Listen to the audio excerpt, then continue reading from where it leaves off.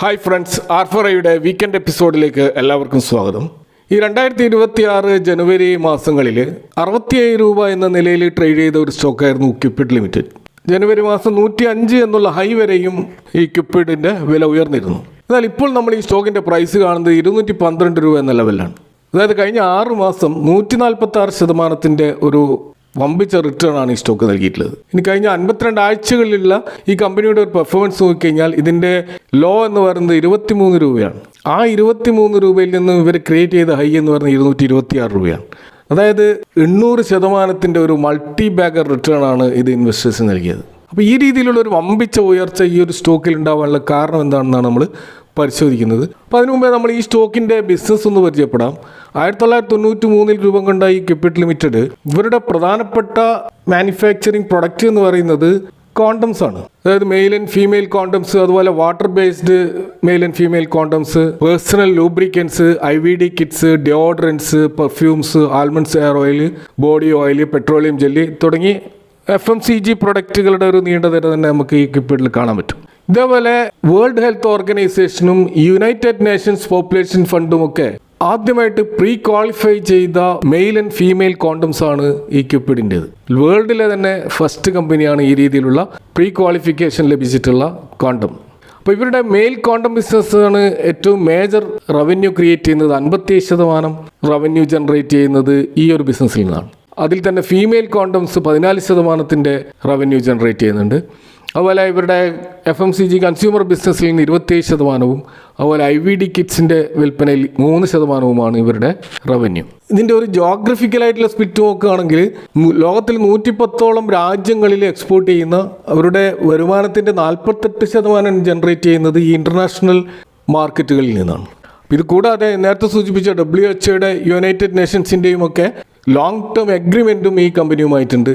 അപ്പോൾ ആ ഒരു ബിസിനസ് മേഖലയിൽ ശക്തമായ മൊണോപ്പൊളി ഇവർ കൈകാര്യം ചെയ്യുന്നുണ്ട് എന്നാണ് ഇതിൽ നമ്മൾ മനസ്സിലാകുന്നത്. അപ്പോൾ ഇന്ത്യയിലെ സാധാരണക്കാരായ കൺസ്യൂമേഴ്സിൻ്റെ ഇടയിലേക്ക് നേരിട്ടെത്താനായിട്ട് ഇവർ വലിയ രീതിയിൽ ബ്രാൻഡിങ് നടത്തുന്നുണ്ട്. ഇതിനായിട്ട് ബസാർ സ്റ്റൈൽ റീറ്റെയിൽ പോലെയുള്ള വലിയ റീറ്റെയിൽ ശൃംഖലകളിൽ ഇവർ സ്ട്രാറ്റജിക്കലായിട്ടുള്ള നിക്ഷേപങ്ങൾ നടത്തിയിട്ടുണ്ട്.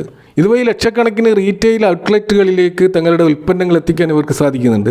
ഇപ്പോൾ റിസ് എന്ന ബ്രാൻഡിൽ പോക്കറ്റ് പെർഫ്യൂമുകളും ഡിയോഡറൻറ്റുകളും മറ്റ് കോസ്മെറ്റിക് ഉൽപ്പന്നങ്ങളുമൊക്കെ ഇവർ ഡൊമസ്റ്റിക് മാർക്കറ്റിൽ വിറ്റഴിക്കുന്നുണ്ട്. ഇപ്പോൾ ഈ അടുത്ത കാലത്ത് ഈ കമ്പനിയിൽ നല്ലൊരു മുന്നേറ്റം ഉണ്ടാകാനുള്ള ഒരു പ്രധാനപ്പെട്ട കാരണം അവരുടെ ശക്തമായ ബിസിനസ് അപ്ഡേറ്റുകളും റവന്യൂ ഗ്രോത്തുമാണ്. ഇപ്പോൾ കമ്പനി പുറത്തുവിട്ട ഏറ്റവും പുതിയ റിപ്പോർട്ട് പ്രകാരം ഈ കറണ്ട് ഫൈനാൻഷ്യൽ ഇയറിലെ ഫസ്റ്റ് ക്വാർട്ടറിൽ 150 കോടിയിലധികം വരുമാനമാണ് ഇവർ പ്രതീക്ഷിക്കുന്നത്. അപ്പോൾ ഇത് കമ്പനിയുടെ ഹിസ്റ്റോറിക്കലി നോക്കുകയാണെങ്കിൽ ഏറ്റവും മികച്ച ക്വാർട്ടർ പ്രകടനങ്ങളിൽ ഒന്നാണ്. അപ്പോൾ ഈ മികച്ച ഓർഡറുകളുടെ പശ്ചാത്തലത്തിൽ ഈ FY27 മൊത്തം ഇവർ ലക്ഷ്യമിടുന്ന ഒരു റവന്യൂ ടാർഗറ്റ് എന്ന് പറയുന്നത് 600 കോടിയിൽ നിന്ന് 660 കോടിയായിട്ടാണ് ഉയർത്തിയിരിക്കുന്നത്.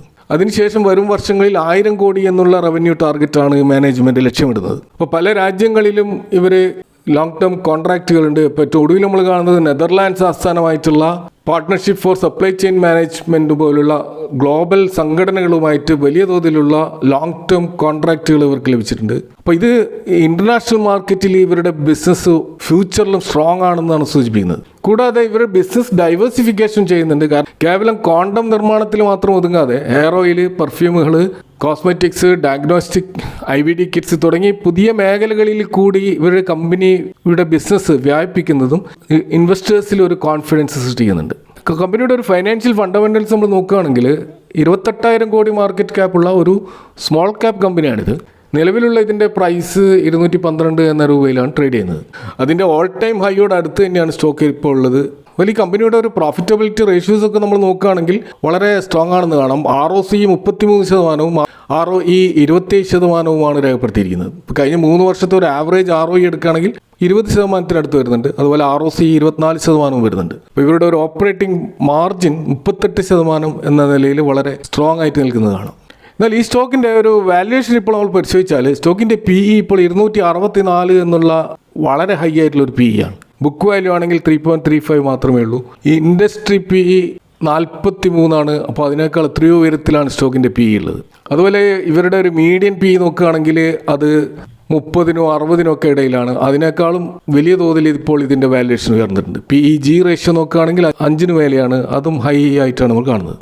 അപ്പോൾ ഈ സ്റ്റോക്കിൽ അത്രമാത്രം ഉയർന്ന ഒരു ഗ്രോത്ത് എക്സ്പെക്റ്റേഷനാണ് ഇൻവെസ്റ്റേഴ്സിനുള്ളത്. അപ്പോൾ ആ ഫ്യൂച്ചർ ഗ്രോത്തിനെ മുൻകൂട്ടി കണ്ടുകൊണ്ടുള്ള ഒരു വാല്യുവേഷനാണ് ഇപ്പോൾ ഈ സ്റ്റോക്കിലുള്ളത്. അപ്പോൾ മാനേജ്മെൻറ്റ് ലക്ഷ്യമിടുന്ന FY27 660 കോടി വരുമാനം, അതേപോലെ തന്നെ ഉയർന്ന പ്രോഫിറ്റ് മാർജിനും ഏകദേശം 30%-അധികമുള്ള ഒരു പ്രോഫിറ്റ് മാർജിനും അത് കൃത്യമായിട്ട് കൺസിസ്റ്റൻ്റായിട്ട് കൈവരിച്ചാൽ മാത്രമേ വരും വർഷങ്ങളിൽ ഈ ഒരു വാല്യുവേഷൻ ന്യായീകരിക്കാൻ സാധിക്കുള്ളൂ. എന്നാൽ ഈ ഒരു എക്സ്പെക്റ്റഡ് ഇൻകം കുറയുകയാണെങ്കിൽ ഈ സ്റ്റോക്കിൽ വലിയൊരു കറക്ഷനുള്ള സാധ്യതയാണ് നമ്മൾ ഭാവിയിൽ കാണേണ്ടത്. അപ്പോൾ സാധാരണഗതിയിൽ ഈ FMCG സെക്ടറിലുള്ള സ്റ്റോക്കുകളിൽ ഹൈ വാല്യുവേഷൻ ഉണ്ടാകാറുണ്ട്. ഉദാഹരണത്തിന് ഡാബർ, മാരിക്കോ, കോൾഗേറ്റ് തുടങ്ങിയ പല സ്റ്റോക്കുകളും എടുക്കുകയാണെങ്കിലും അതൊക്കെ 40 മുതൽ 60% വരെയുള്ള ഒരു PE-യിലാണ് പലപ്പോഴും കാണാറുള്ളത്. അപ്പോൾ ആ ഒരു ലെവലിൽ നിന്ന് എത്രയോ ഉയർന്ന ലെവലിലാണ് ക്യുപ്പിഡിൻ്റെ PE എന്നുള്ളതാണ് നമ്മൾ ശ്രദ്ധിക്കേണ്ട ഒരു കാര്യം. അപ്പോൾ ശക്തമായ ഒരു ഫ്യൂച്ചർ ഗ്രോത്ത് സാധ്യത ഈ സ്റ്റോക്കിലുണ്ടെങ്കിലും ഫണ്ടമെൻ്റലായിട്ടുള്ള കുറേ റിസ്ക് ഫാക്ടറുകളും ഈ സ്റ്റോക്കിലുണ്ട്. അത് നമ്മൾ നോക്കുകയാണെങ്കിൽ ഒന്ന്, ഈ ആഗോള ടെൻഡറുകളുടെയും ഗവൺമെൻറ്റുകളെയും കൂടുതലായിട്ട് ആശ്രയിക്കുന്നത് കൊണ്ട് തന്നെ കമ്പനിയുടെ വലിയൊരു പങ്ക് ഏകദേശം 60 മുതൽ 80% വരെ വിദേശ ഗവൺമെൻറ്റുകൾ, WHO, യുണൈറ്റഡ് നേഷൻസ് പോലെയുള്ള അന്താരാഷ്ട്ര സംഘടനകൾ നൽകുന്ന ഓർഡറുകളെ ആശ്രയിച്ചാണ് നിൽക്കുന്നത്. അപ്പോൾ ഈ ഒരു സംഘടനകൾ അവരുടെ ഫണ്ടിങ് കുറക്കുകയോ അല്ലെങ്കിൽ ടെൻഡറുകൾ മറ്റ് കമ്പനികൾക്ക് നൽകുകയോ ചെയ്താൽ അത് ക്യുപ്പിഡിൻ്റെ വരുമാനത്തെ പെട്ടെന്ന് ബാധിക്കും. അതുപോലെ മറ്റൊരു റിസ്ക് ഫാക്ടർ ഉള്ളത് ഇതിൻ്റെ ബിസിനസ് ഡൈവേഴ്സിഫിക്കേഷൻ. നിലവിലുള്ള കോണ്ടം ബിസിനസ്സിന് പുറമെ ഇവർ പേഴ്സണൽ കെയർ മേഖലയിലുള്ള അല്ലെങ്കിൽ കോസ്മെറ്റിക്സ് മേഖലയിലുള്ള ധാരാളം പ്രൊഡക്റ്റുകൾ മാർക്കറ്റിൽ ഇറക്കുന്നുണ്ട്. എന്നാൽ അവിടെ നമ്മൾ മനസ്സിലാക്കേണ്ടത് അവിടെ ഓൾറെഡി നിലവിലുള്ള കൺസ്യൂമർ കമ്പനികളുണ്ട്. ഇപ്പോൾ ഉദാഹരണത്തിന് ITC, ഹാരിസൺസ്, ഗോദ്രേജ് പോലെയുള്ള ഈ കമ്പനികളുമായിട്ട് ഇവർ ശക്തമായിട്ട് മത്സരിക്കേണ്ടി വരും. FMCG പ്രൊഡക്റ്റുകളുടെ വിൽപ്പനയ്ക്ക് വേണ്ടിയിട്ട് ഇവർ വലിയ തോതിലുള്ള പരസ്യങ്ങൾക്കും ബ്രാൻഡിങ്ങിനുമൊക്കെയായി സ്പെൻഡ് ചെയ്യേണ്ടി വരും. അത് ഇവരുടെ മാർജിനെ താൽക്കാലികമായിട്ട് ബാധിച്ചേക്കാം. അതുപോലെ ഈ കമ്പനിയുടെ പ്രധാനപ്പെട്ട റോ മെറ്റീരിയൽ എന്ന് പറയുന്നത് നാച്ചുറൽ റബ്ബർ ലാറ്റക്സും അതുപോലെ സിലിക്കൺ ഓയിലും ഒക്കെയാണ്. അപ്പോൾ അന്താരാഷ്ട്ര മാർക്കറ്റിൽ റബ്ബറിൻ്റെയും ക്രൂഡ് ഓയിലിൻ്റെയും വിലയിലുണ്ടാകുന്ന ഫ്ലക്ച്വേഷൻസ് അത് ഇവരുടെ പ്രോഫിറ്റ് മാർജിനെ ബാധിക്കും. കൂടാതെ ഈ സ്റ്റോക്കിൽ നേരത്തെ സൂചിപ്പിച്ചതുപോലെ കുറഞ്ഞ കാലയളവുകളിൽ വലിയ തോതിൽ ഉയർന്നതിനാൽ ഏകദേശം 800% മൾട്ടി ബാഗർ റിട്ടേൺ ആണ് നൽകിയിരിക്കുന്നത്. അതുകൊണ്ട് തന്നെ എന്തെങ്കിലും ചെറിയ നെഗറ്റീവ് വാർത്തകൾ പോലും വന്നാൽ ഈ സ്റ്റോക്കിൽ വലിയ രീതിയിലുള്ള ലോവർ സർക്യൂട്ടിനും ക്രാഷിനും കാരണമായേക്കും.